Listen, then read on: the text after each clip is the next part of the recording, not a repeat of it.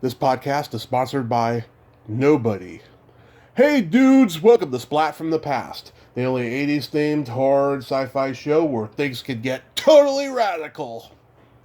Now today is a very special episode of Splat from the Past because I will be interviewing Jennifer Edwards. Yes, the daughter of the legendary writer-director Blake Edwards, the man behind the Pink Panther movies, and just, oh my god, a huge career's worth of movies. A Fine Mess, my personal favorite, Mickey and Maude, 10, S.O.B., The Great Race, What Did You Do in the War, Daddy, Experiment in Terror, Breakfast and Tiffany's, so many great movies he was in, that he made, and she was in a lot of his movies, including A Fine Mess, my personal favorite. I have to say that again because I love it. And Jennifer, of course, she was Heidi in the 1968 TV movie of the week that interrupted the New York Jets game between the Jets and the Oakland Raiders. And I am so excited because I cannot stand the Oakland Raiders. Being a San Francisco boy, it's going to be an honor to have her on the show today. She's also a writer.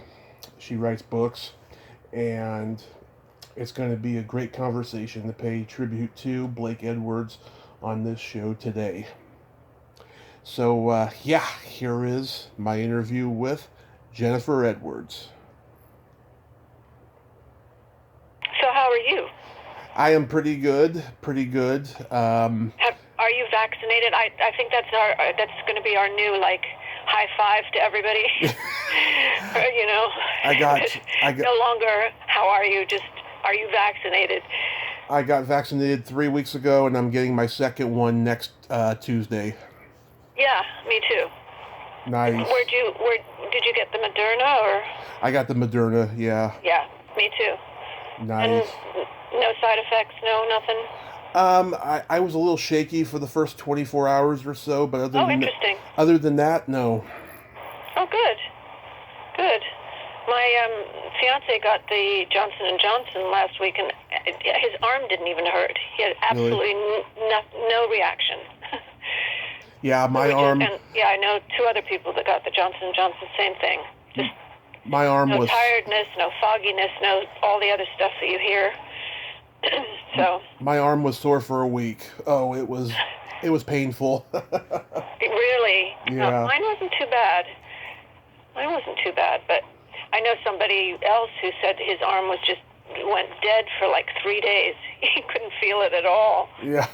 But that's I don't think I think that's just how it was, because my stepmother, the first shot, same kind of thing. She said that the nurse kind of tripped as she was, so she just really jabbed her in the arm, so yeah. She went black and blue for days, and I think it also is how it's applied, Yeah. Wow. So anyway. I can't tell you what a great honor this is. Thank you so much for finally taking the time to do this. Oh my gosh, yeah. Thank you.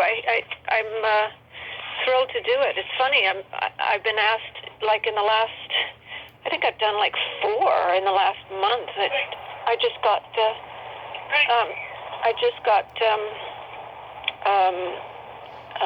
the email from the last podcast that I did.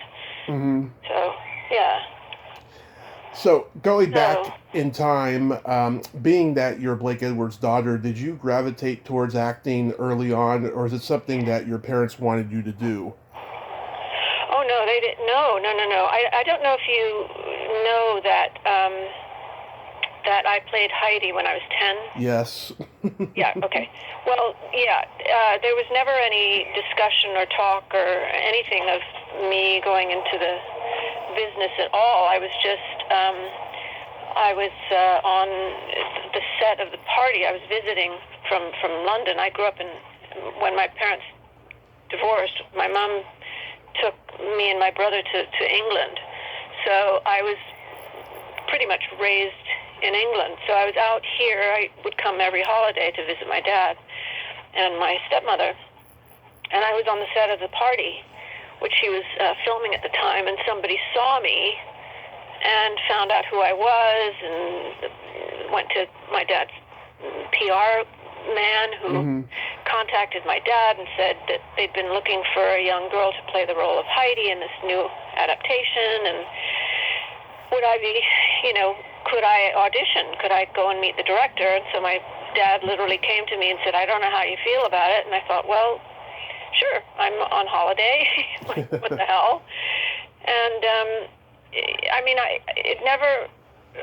never thought that I would get the role. I heard that, they had auditioned like 1,000 girls across the world, basically, and I'd never even been in a school play. Yeah. So it was more sort of like a challenge to myself, my 10-year-old self. Yeah. So, I went and I met with Delbert Mann, who was the director, and he then asked my dad if I could screen test. So I did that. And literally, I think within a few days, the next thing I knew, they offered me the job, and I was like on a plane and headed to Switzerland. It was just, it happened so fast. And that's what did it for me. I've then, got the acting bug big time. And I just knew that that's what I wanted to do.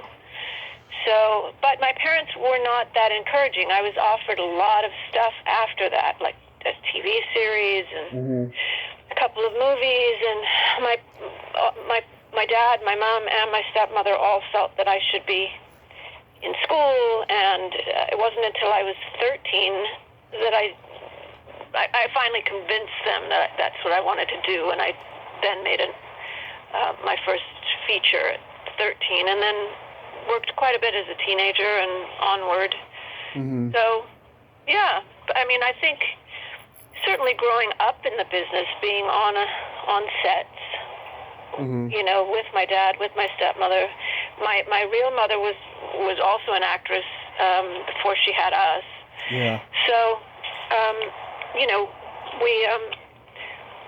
I think bottom line is, if my parents had been lawyers, I probably would have gone into that business instead. Yeah. You're a lot less headache. Emotional. Yeah. And I'm from San Francisco, so I want to thank you so much for interrupting that Raiders game. Oh, that's so funny. I tell this story because it's just so bizarre. Because for years and years and years, Joe Namath would go on talk shows, and he would talk about the game because it was a big deal for him. Everybody thought the Jets were going to win and blah blah blah. And he would use my name. He would describe the little girl in pigtails, and I never really got to speak about it. Yeah. And some interviews for sure, but about 15 years ago, I was coming back from New York. My parents were in New York, and I was sitting on a plane, and we were on the tarmac for such a long time. And I asked the stewardess. I said, "What's going on?" She said, "We're just waiting for one more passenger." I thought, "Oh, great, maybe they're handicapped, something." And within moments, on walks Joe Namath, and he comes down the aisle, and he proceeds to sit directly across from me on the aisle seat. I was in my aisle seat. He was now in his aisle seat, and we literally can touch. And I'm thinking, okay, what do I do with this? And I wait till we're at 30-something thousand feet, and I finally lean in, and I said, "Excuse me, Mr. Namath," and I could see, he's like, "Oh, God, here it comes," some fan. Yeah. And I said, "Do you remember the Heidi game?" And he looked at me, and he said, "Of course I remember the Heidi game." And I said, "Well, I just want to introduce myself. I'm Jennifer Edwards, and I was Heidi." And I thought his head was going to explode. And somehow, I don't know how, he convinced the person sitting next to him at the window seat to change seats with me. And we, for the next 6 hours, sat on, this plane just laughing and talking, and I've never seen him again. It was just bizarre. So Yeah. anyway, but he was very sweet, very lovely. Oh, that's good. Yeah, because there was a story that you were offered to be on the Love Boat with Joe Namath, but it never happened. Right, right. Yeah. Yes, there were a couple of those shows. I mean, people have brought up Dancing with the Stars and stuff like that to just kind of come full circle. But yeah, the two writers that were on the show intended to write something for him and me, but I don't know why it didn't happen, but it would have been funny, I think. Yeah, I don't know. I mean, he seems like a guy with a great sense of humor. Maybe he would have liked it. Yeah. Yeah. Oh, yeah. I think there was an issue, if I remember. There was sort of an issue because I was around 27, 28 at the time, and he was probably, pushing 50, and I think they were thinking it might be a little creepy. Maybe. So, How was making Heidi overall, though? Was that a good experience? Oh, it was incredible. It was incredible. I was very well taken care of.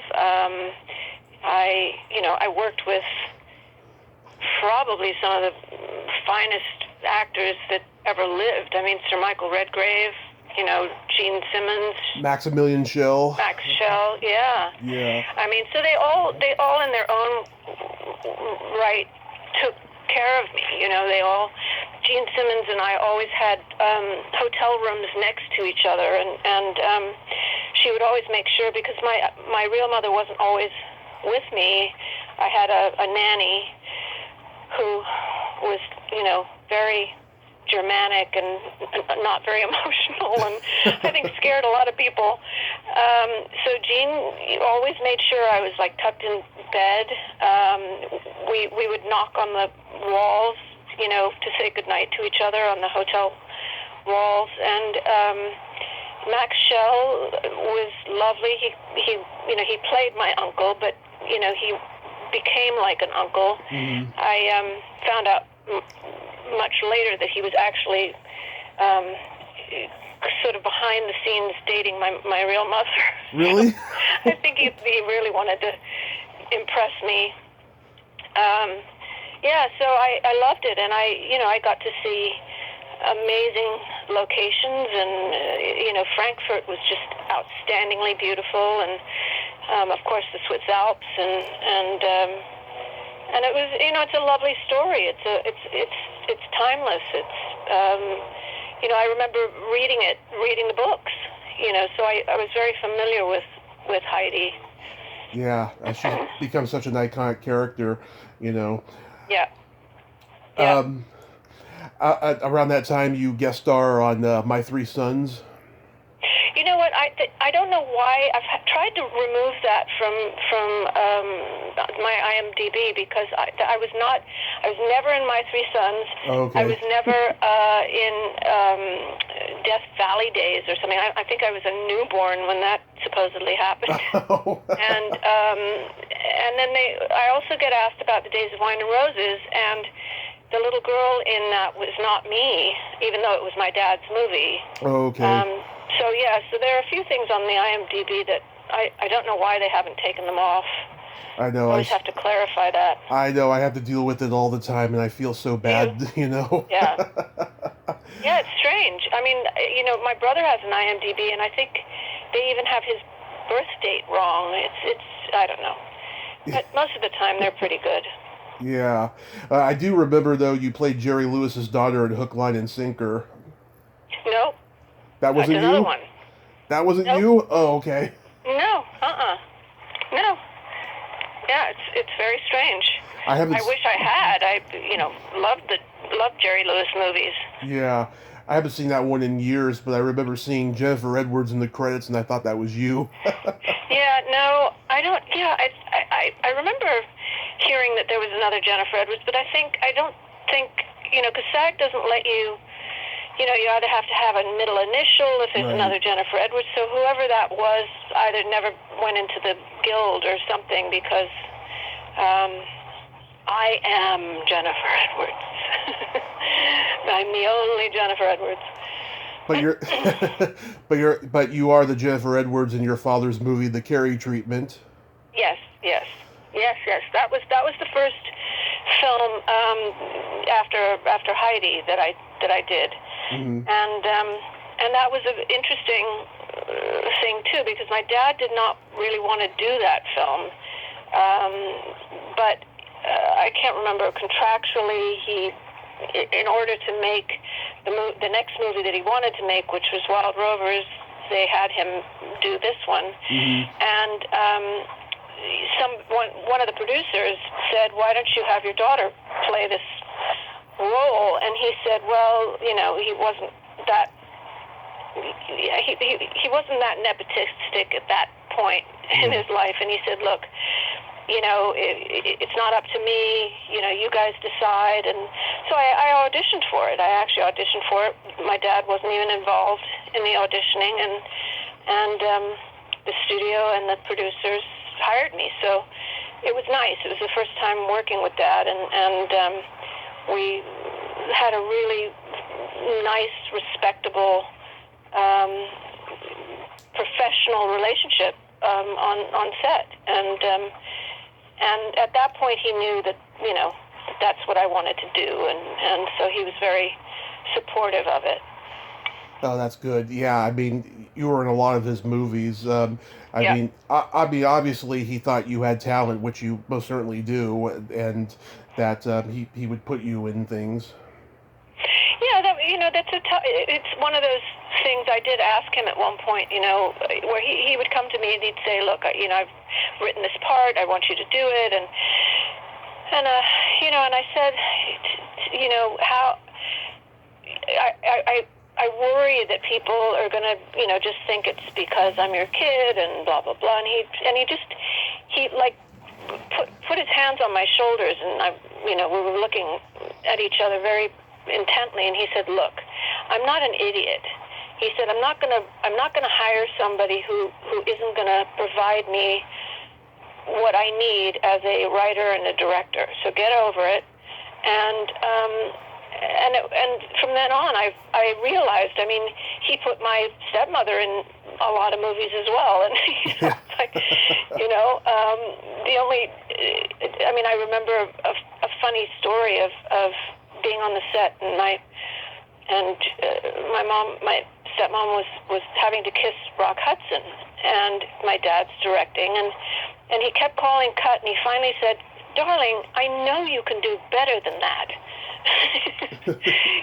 So it's yes, a family affair, if you will, but I was always very secure in knowing that the words that he said to me were true, that he wasn't about to make himself look like a fool just to put his daughter to work. Yeah. What was James Coburn like? What was Jimmy Coburn? Yeah. Oh, he was fantastic. Well, I knew him as a young kid anyway, because I was friends with his daughter Lisa. So I actually, knew him as kind of a dad. I mean, I'd spend the night and wake up and we'd all have breakfast, and so I knew him on the other side of Coburn, a husband, a father, and he had done a film with my dad before the Carey Treatment called. What did you do in the war, Daddy? Exactly. And I actually am in the scene. I didn't have any words or anything. I was in a party scene. I was probably like 8, so I was on camera at 8 years old, but not acting in that film. Yeah. But yeah, he was lovely, and he was very generous. Because he knew it was my second film, and I had to do a lot of hysterical crying and that kind of thing. And he would say to me, because we did one scene that's in a car, a speeding car, and every time we had to stop, and I would have been crying, he would like reach over and say, "Are you okay? Are you okay?" And I was like, "Yeah, I'm okay." Yeah, but he was very sweet. He had professionally. Yeah, he had an amazing magnetism where he was able to play both a bad guy or a good guy and make it look so Yes, hip and cool, yes, you know? yes, yes, Yeah. absolutely, Like no one absolutely. like no one else I've seen like that. I mean, he was just a one of a kind. Well, there was a coolness about him. Right. Even off screen, he was just a really kind of cool dude, Yeah. um, and I think that translated whether he's playing a romantic character or a bad guy. Right. Um, Steve McQueen kind of had that thing too, Right. you know, that sort of yeah coolness. That's why they got along so well. Probably, yeah, yeah, They both yeah. trained karate with Bruce Lee, as a matter of fact. The what? They both trained in karate with Bruce Lee. Oh yeah, so did my dad. Oh, really? Yeah, I mean, Bruce used to. He was at my dining room table quite often. So Yeah, that's yeah. Bruce got me stoned when I was 14. that is awesome. Yep. So And then that's showed me, some of these insane. He had this.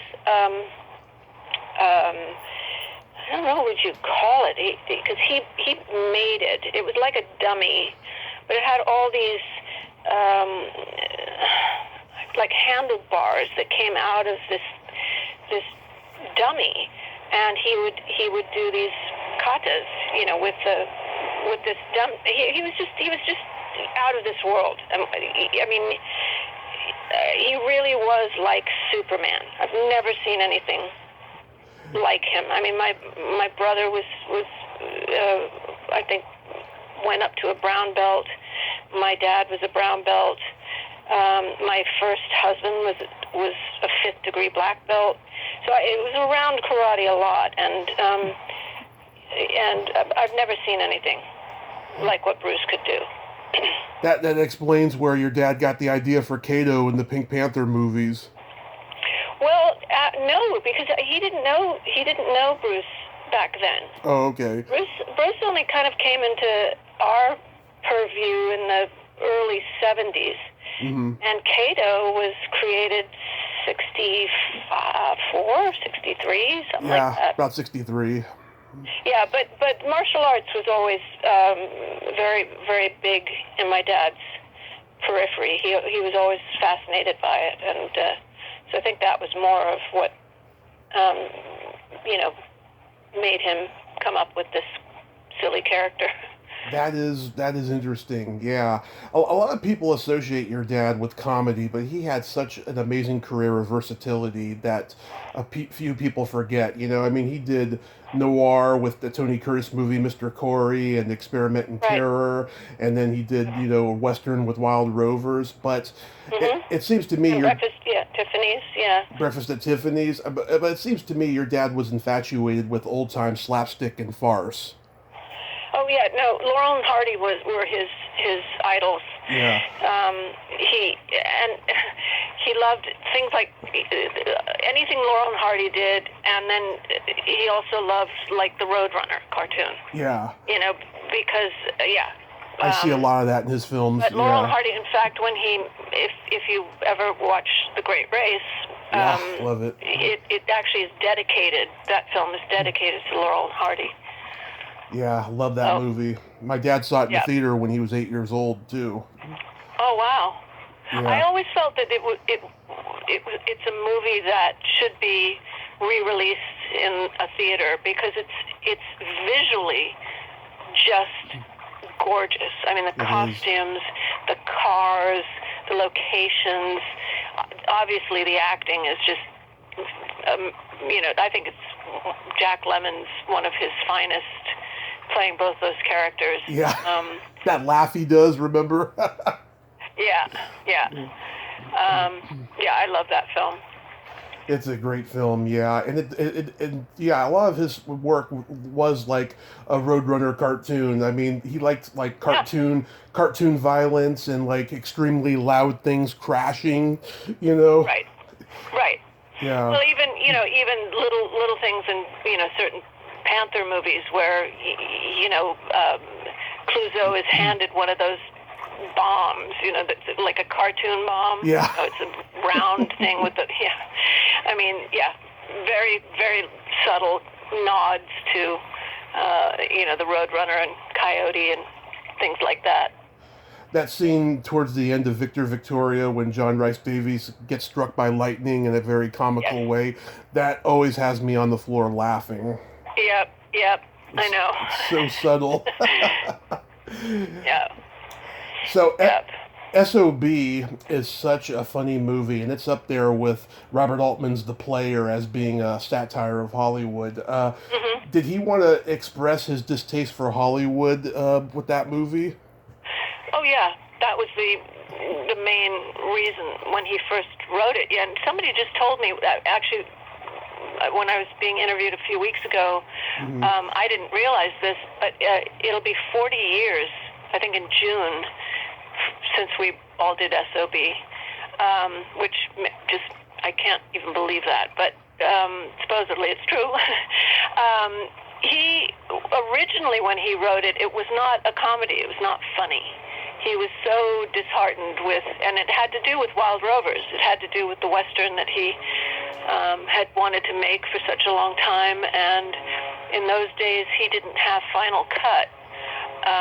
And the studio head, who was not a very nice man at the time, went in and just cut the movie to the point of it not making much sense, certain scenes that came out of nowhere. I mean, it was devastating to my dad. And there is now, I think you can find the original director's cut now, but it took years and years and years before it was released. So he and my stepmother decided just to go to Switzerland, where they have a house, and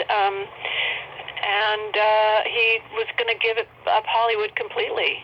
And he wrote S.O.B. there, and it was, like I said, originally it was very dark, very kind of angry film. And I think my stepmother convinced him basically to try and lighten it up. Yeah. And once he got it out of his system, he was able to go back and then find the humor. And there we have it. That's good, yeah. And you had a part in that. How was making that movie? Oh, it was fantastic. I mean, I loved being just in a room with William Holden and Robert Preston and Richard Mulligan, and I mean, just they just were just such consummate actors, and so it was fun and excuse me, and just a wonderful time. Oh, that's great. My favorite movie of his, and it's one that you got to play a big part in, was A Fine Mess. Oh, yeah. Loved it. That was we had such a in terms of one of the most fun I've ever had on a film with actors was probably that movie, because we just got into such mischief constantly. Howie, Ted, myself.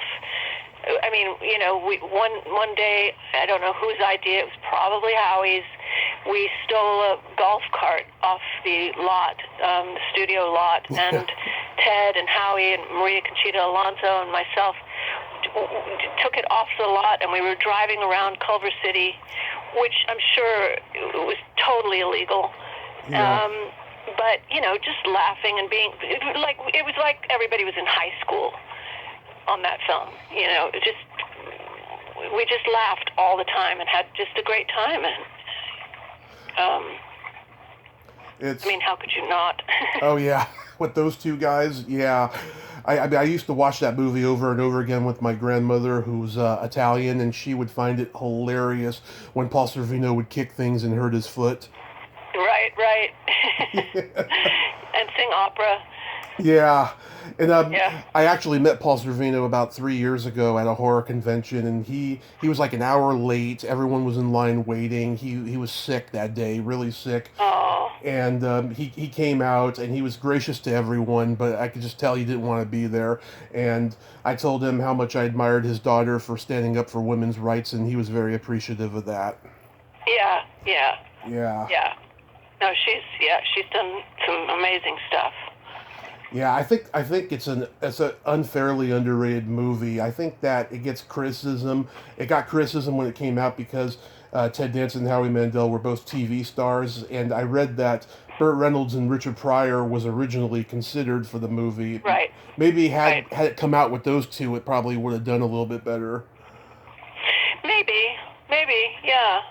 I mean, it certainly didn't hurt their careers, Yeah. you know.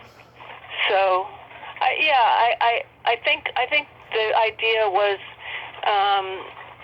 like you say, originally, but I think I'm not sure if Richard had already passed.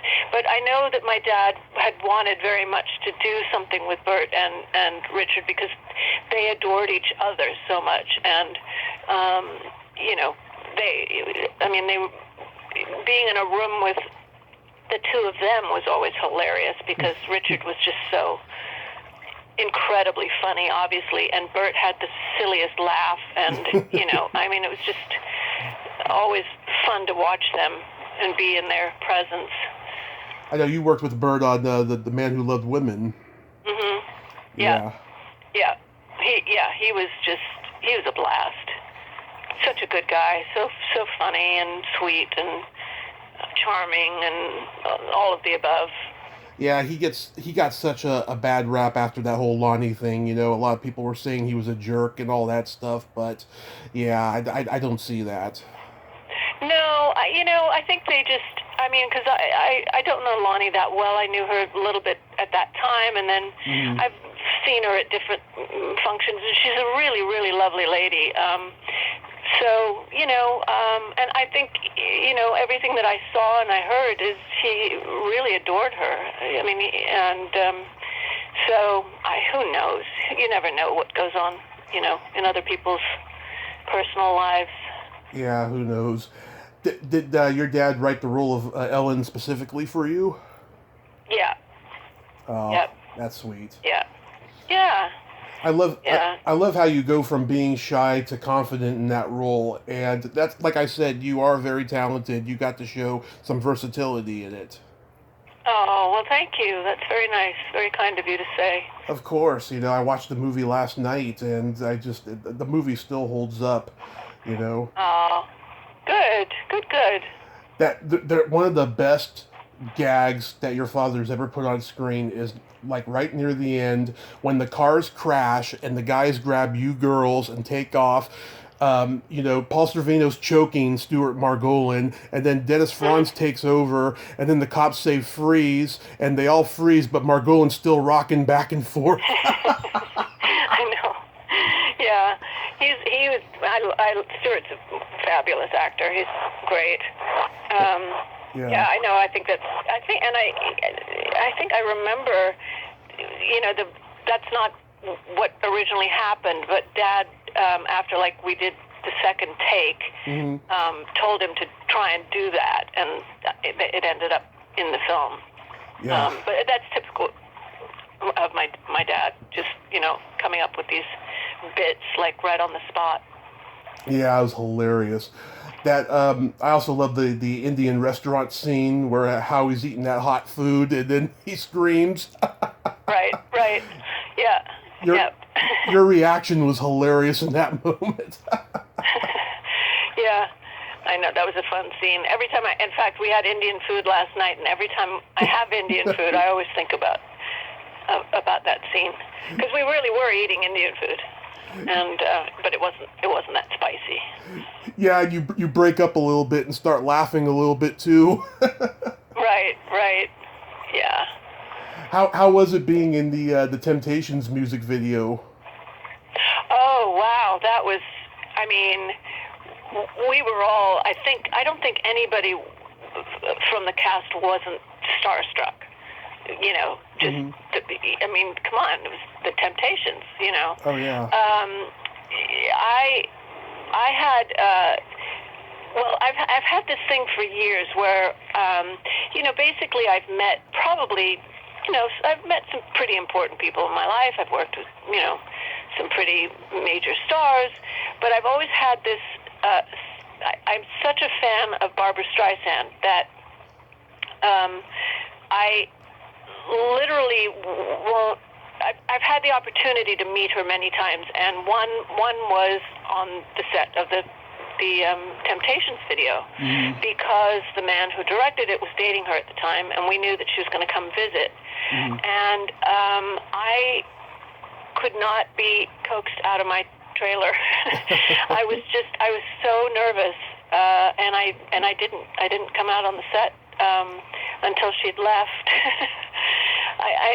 That was the only sort of weird thing that happened during that whole few days of shooting that video. But yeah, and I still to this day haven't formally met her. I know so many people who know her are like, get over it. She's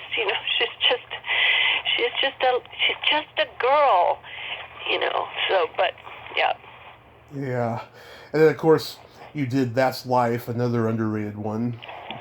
Yeah, that was a very unique experience for all of us, because, you know, basically it was shot in my parents' home, and also there wasn't really a script per se. There was you know, my dad had written a treatment, and we would show up on the set and go through what we wanted to accomplish in the scenes that were going to be shot. Yeah. We would rehearse kind of what we thought we should be saying.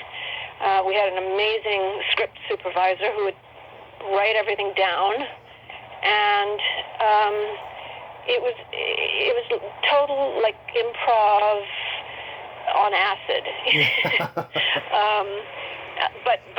But amazing and so kind of cathartic in some ways, and yeah, very unique process. There's that hilarious scene where Jack Lemmon's in the confession booth with Robert Loggia. That had to have been improvised. That was so funny. Yeah, very funny. Very funny. I think Jack Lemmon should have gotten an Oscar nomination for that movie. You know, I mean, I do too. My dad was anything that Dad made for some reason, other than the only time he was ever nominated, my dad, that being said, was for screenplay Victor Victoria. He was kind of the bad boy of Hollywood, I think, in a lot of ways. Yeah. Construed him as that, and so a lot of times his films weren't even recognized. I mean, the fact that Jack didn't get nominated for The Days of Wine and Roses is really still unbelievable to me. That's criminal. Or that my dad didn't get nominated for it. I mean, it's an amazingly, brilliantly shot film. And or Tiffany's, nothing. Yeah. No recognition. No. I mean, he I think he won a Directors Guild Award, and he won a lot of those. So, you know, his peers definitely could see, you know, his talent. Like I could not tell you how happy I was when he got the honorary Oscar, and that was one of the best speeches ever. He crashed through the wall in his wheelchair, and he comes out and he's all dirty. I mean, that was brilliant. Yeah. Oh, I know.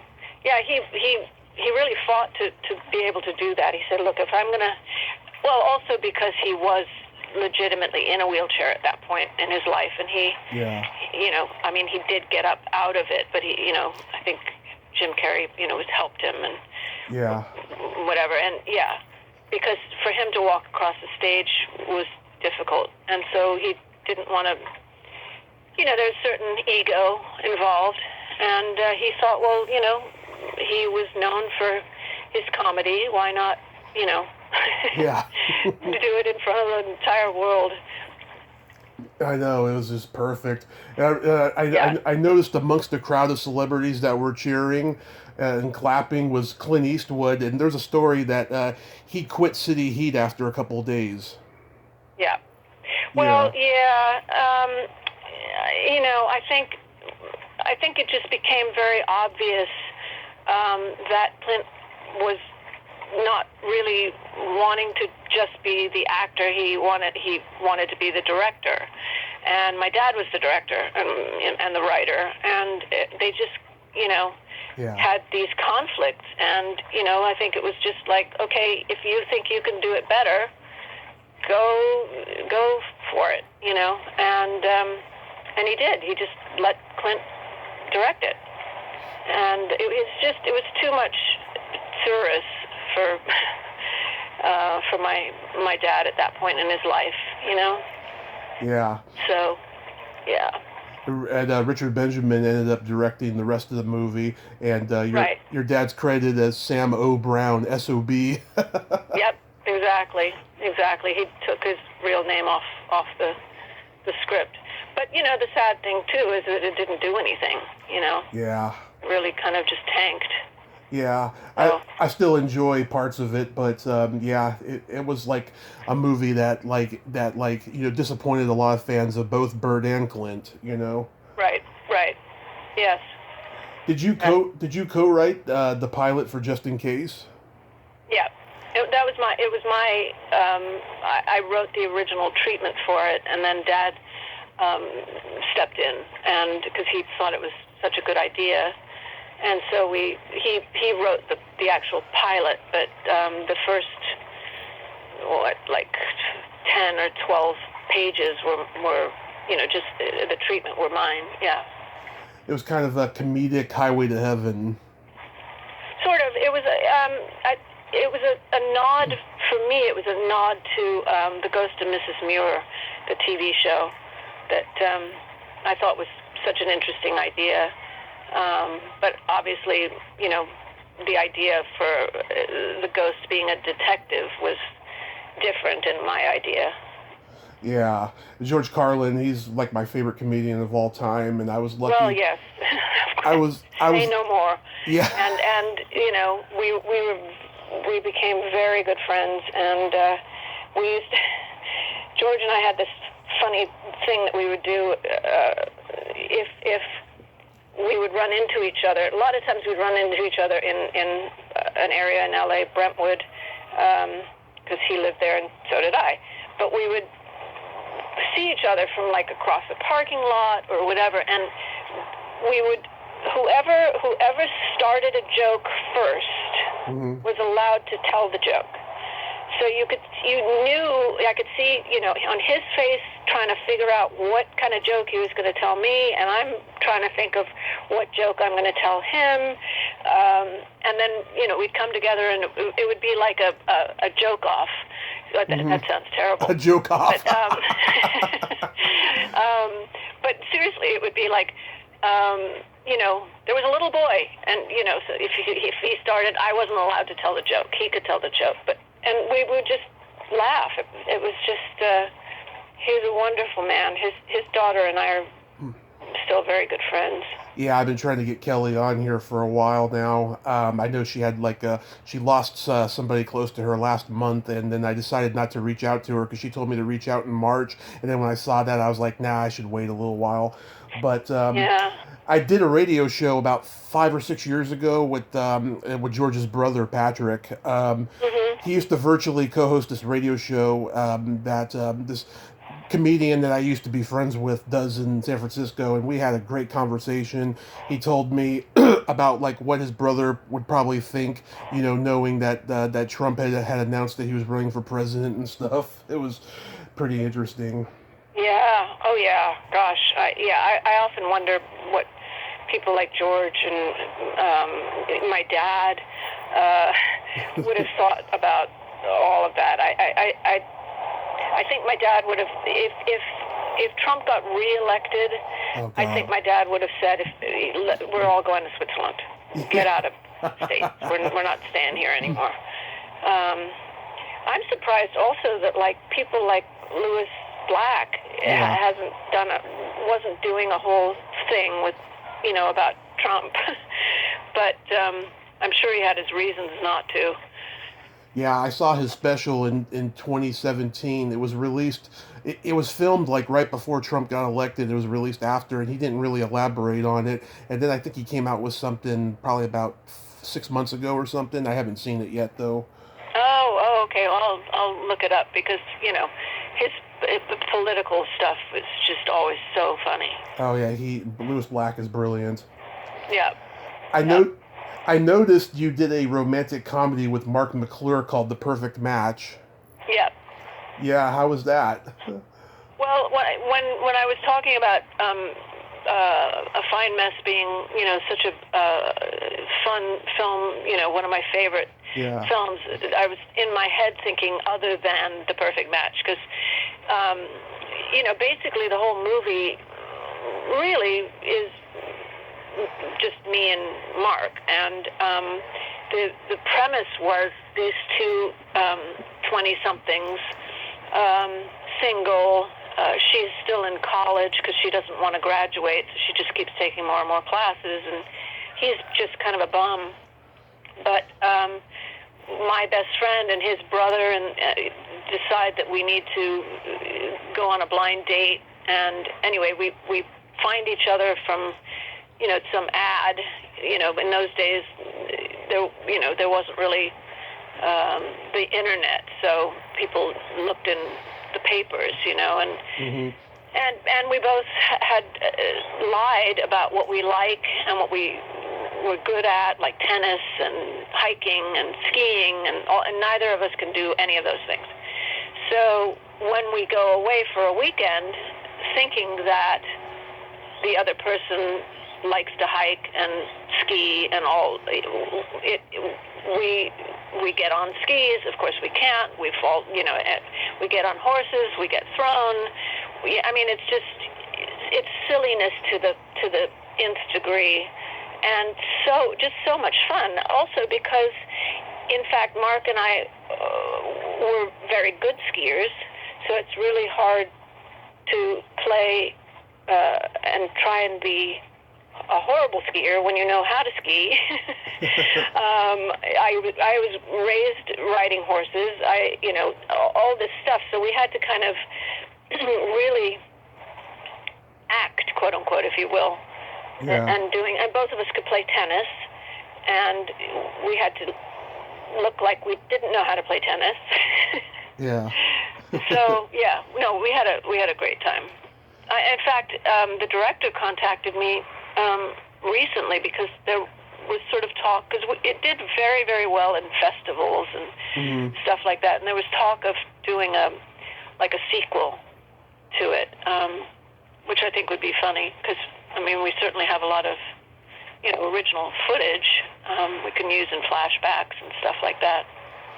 Yeah, I reached out to Mark McClure's wife last year to interview him, and she gave me his email, so I emailed him. He said yes, and then when he listened to my show, then he said no all of a sudden, and I don't know why. And then I Googled his name to see if he's involved in Scientology, because most people who decline me are in Scientology. Oh, interesting. That's not an exaggeration. Yeah. No, I don't think he's involved in that. No, he wasn't. No. I don't know. We just lost George Siegel recently, and you worked with him in All's Fair. Yeah. Yeah. Yeah, that was that was great fun making that film. But I know I was very saddened.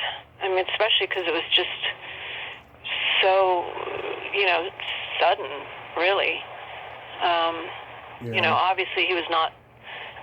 Nobody was prepared. You go in for surgery and you don't come out. Geez. But yeah, he was so much fun to work with, and it was the second movie I'd done with Sally Kellerman, and it was the second film I'd done with Bobby Carradine. Yeah. We worked together when we were teenagers, and then again in this film. I met Bobby once. He's a sweet guy. Sweet guy. Very sweet. Very sweet. Another guest of mine was in that, John Capelis. Oh, yeah. I talked to John on, we sort of speak on Facebook, and Yeah. Yeah. He's a sweet guy. Yeah. Very. You guest starred on Star Trek: The Next Generation. That must be great to be a part of the Star Trek universe. It is. It is. I mean, especially because, for the first time, I never went to any of the conventions before until a few years ago. I did do the Las Vegas one, and then last year, before COVID, I went to England to do a sci-fi convention there, and I mean, it's a whole other world with these fans, and the Trekkie people are just, they know everything. Yeah.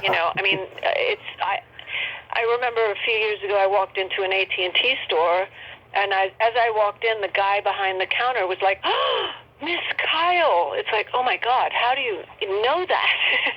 I mean, he was just completely, knew everything about every episode, and I mean, I think he even, spoke some of the language that I spoke. Unbelievable. I mean, I didn't even remember my own dialogue. Yeah. Wow. Yeah. I mean, those. I mean, I've been in the convention scene for about 5 years now, going to Comic Cons and horror cons. I haven't gone to a Star Trek one yet, though. They haven't been, like anywhere near California in quite a while. But yeah. Right. There's people who guest starred on those shows only one time, and they're doing those conventions now. Yes. Oh, yeah. Well, when I did the Vegas one, there were even like stunt people. That, I mean, you wouldn't even know who they are necessarily, but the Trekkie people know who they are. Of course. Yeah. I mean, people that are, even in full prosthetic makeup on the show. I mean, I wouldn't recognize them at all, but the Trekkie people certainly do know, and they're very dedicated. Yes, they certainly are. What made you transition into writing? Oh, I've always written, ever since I was a little girl. I always wrote poetry and stories, and my favorite subject in school was, English lit and creative writing, and so yeah, it was just, it seemed to be a natural progression, and it's probably my greatest outlet. So I wrote a novel a few years ago that I was really proud of. I'm writing my second novel as we speak, and I've written like a couple of pilots in the last year, and yeah, I mean, it just feels like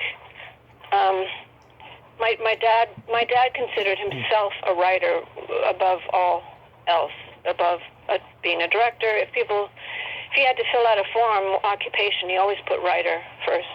Right. So, I grew up around it, and my stepmother's become a very prolific writer in her own right. So, my brother has written screenplays. My daughter right now has a pilot that looks like it's gonna.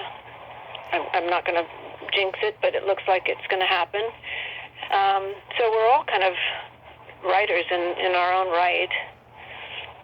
Yeah, I've been writing my whole life. I've written unproduced screenplays since I was 12, and I'm currently writing my first book about my love of cult films. Oh, cool. Yeah. That's great. Good for you. Yeah, I've been doing it on the weekends since end of December, and I'm loving it. It's a perfect time. Oh, absolutely. I know people were telling me a year ago that I should do it, but I procrastinated it for like 9 months. But I'm enjoying writing it. I have ideas for other books I want to do in the future as well. Good.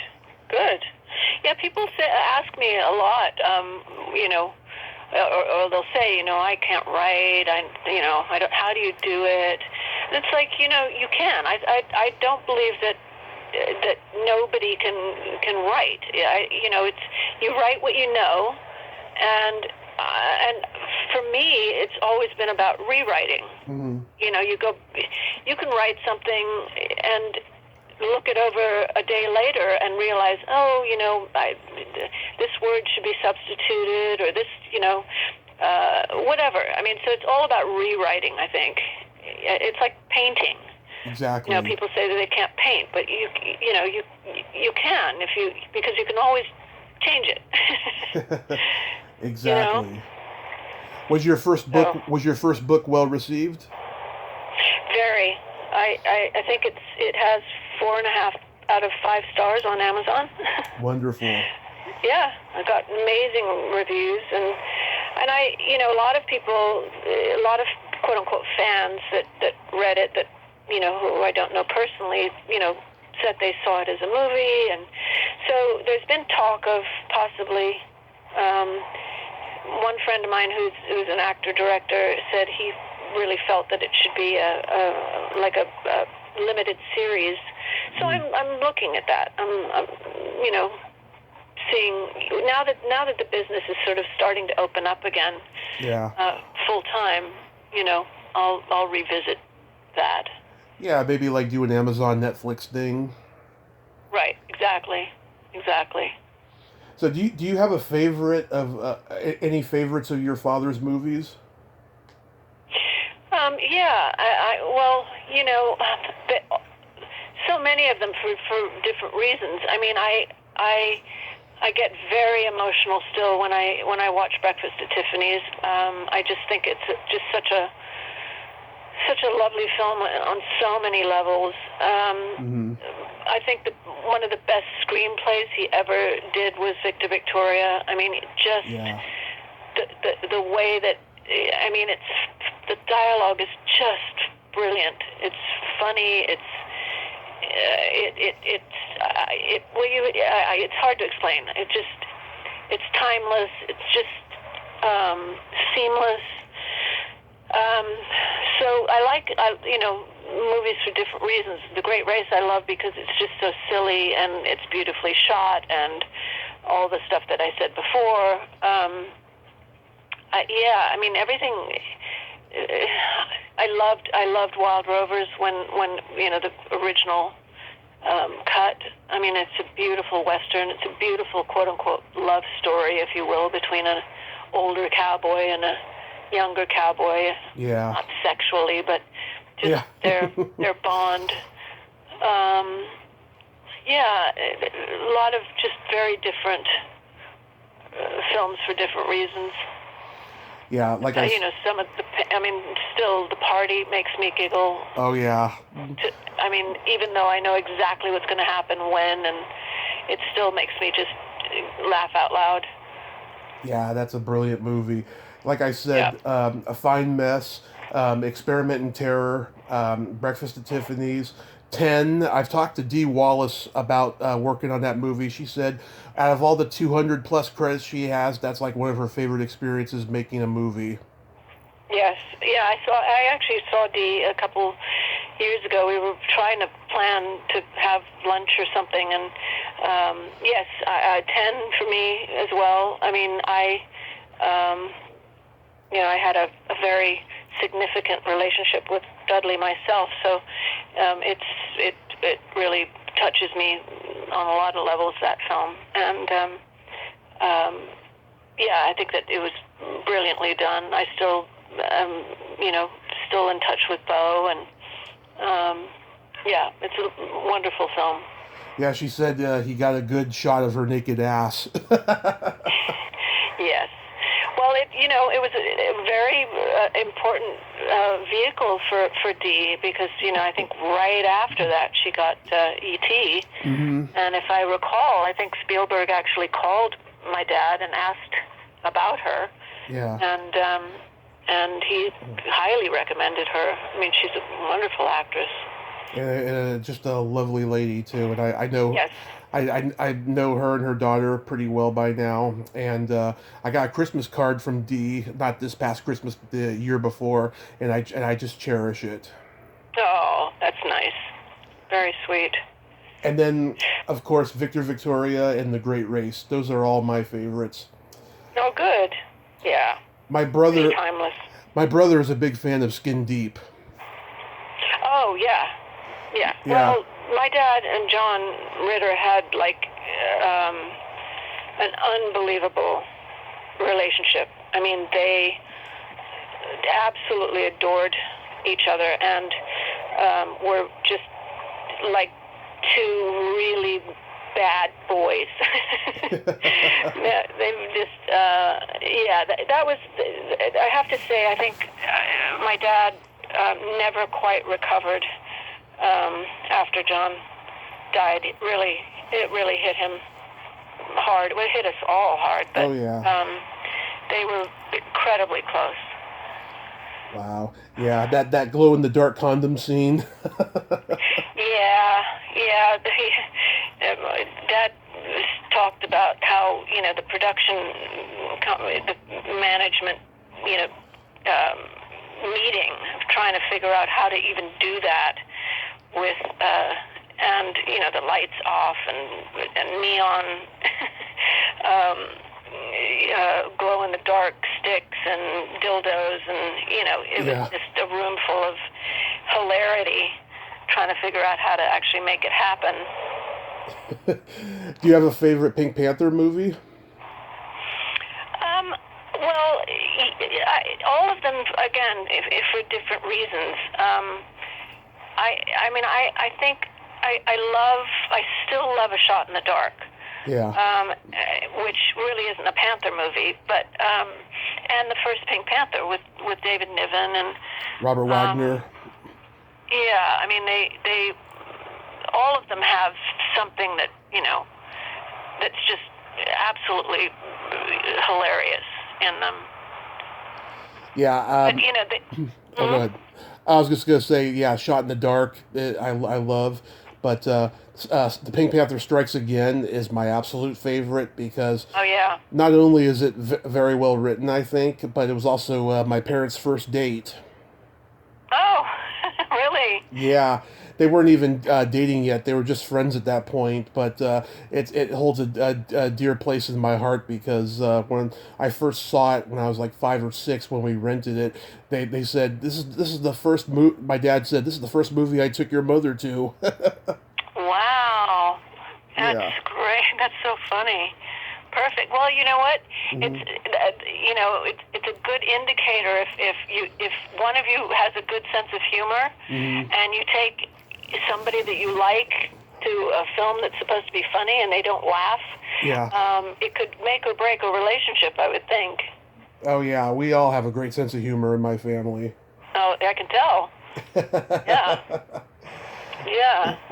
Your dad had a pretty complicated relationship with Peter Sellers, didn't he? Not in the beginning, but certainly toward the end. Yeah, it was not.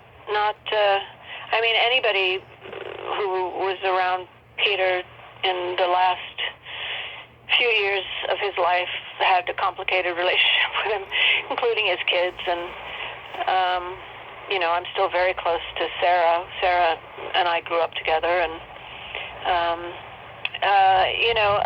he got crazier and crazier. I mean, he really kind of lost his mind, and was very difficult, not just personally but professionally. And Yeah. it was very difficult for my dad to work with him under those conditions. And I mean, he was phobic. He was doing drugs. It was not good. Not good. No, that's so sad. And It's really sad. people ask me all the time, what movie character do I identify with the most? I tell him Peter Sellers' character in Being There. Mhm. Mhm. Because just like him, I can say the most simple things and then influence people to do things. Like I had a Really? I had a podcast guest, and I told her, I said, you speak very well and tell great stories. You should start a podcast. Well, she came back on a few months ago and told me I'm starting one and you're going to be my first guest. Oh, Nice. Yeah. Nice. That's fantastic. I was just Good for you. I was just flattered by that. Yeah. And so like Peter Sellers' performance in that movie is just it's a great Yep. one, but it's just sad of what was going on at the time. Right.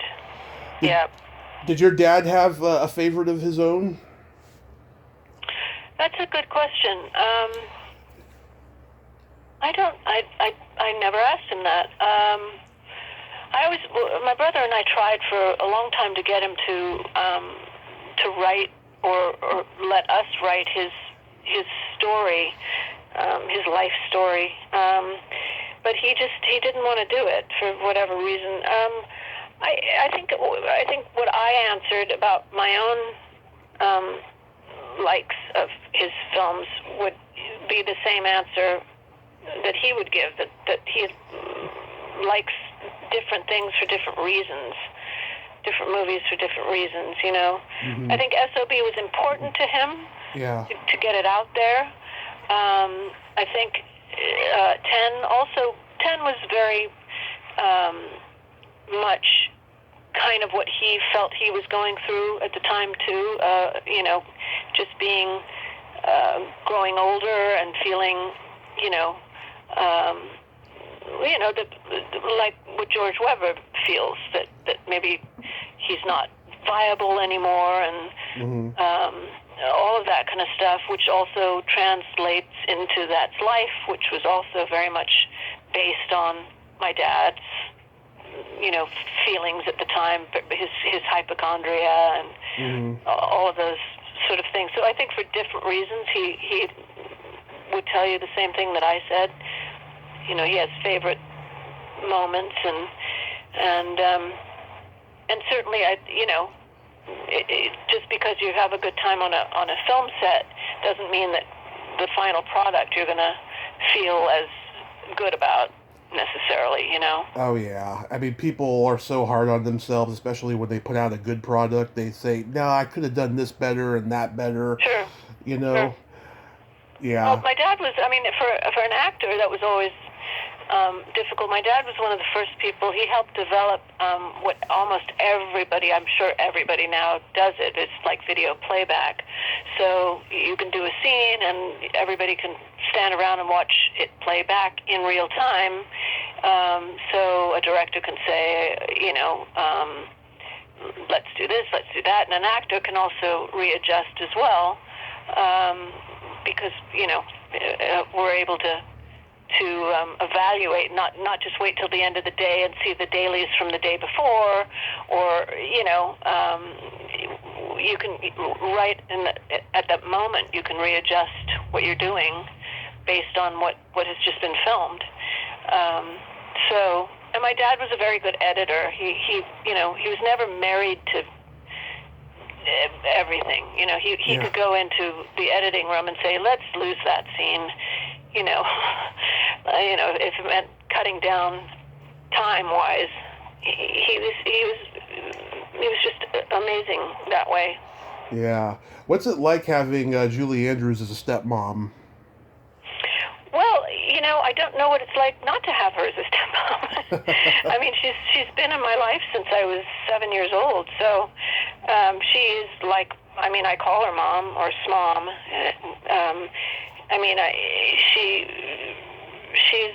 been the rock of our family for, you know, since the beginning. She's pretty much kept it all together. I mean, there ended up being 5 of us. There was, you know, myself and my brother, and then she had Emma at the time. So when we all got together, I mean, I think Emma was like 3 or 4, and my brother was 6, and I was 8, 7, 8.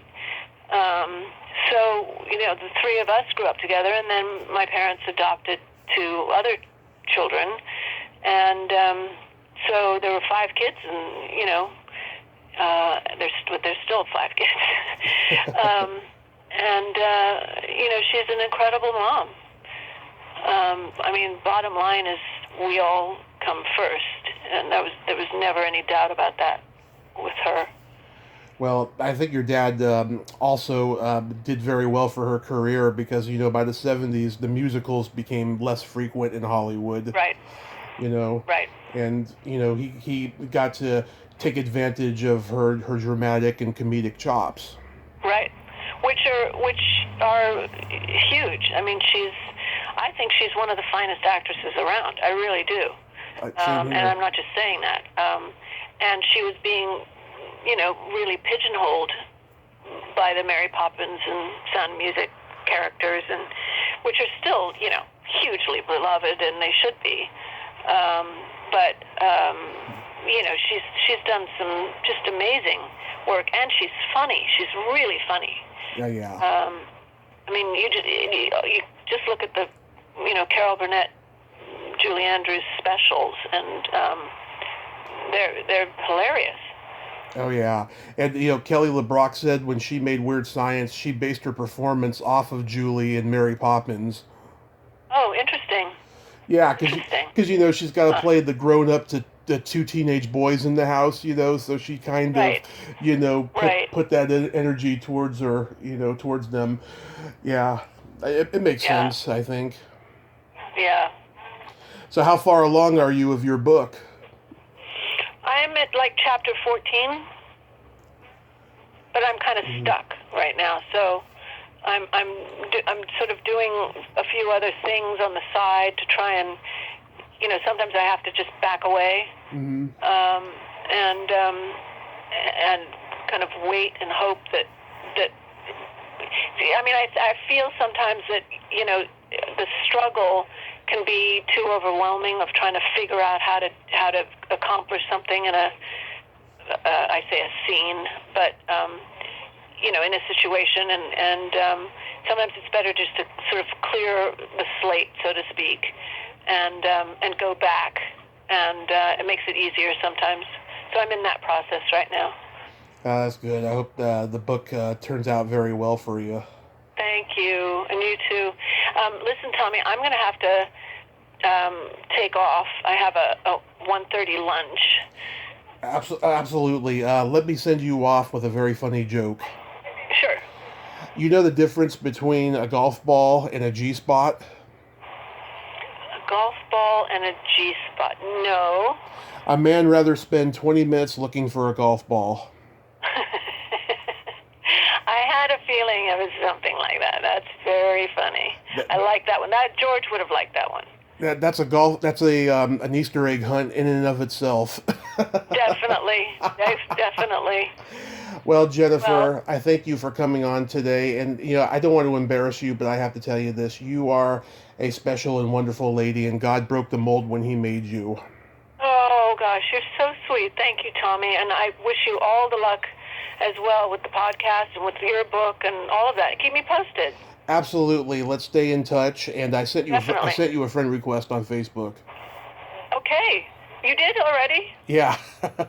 Oh, I thought you did. Okay, good.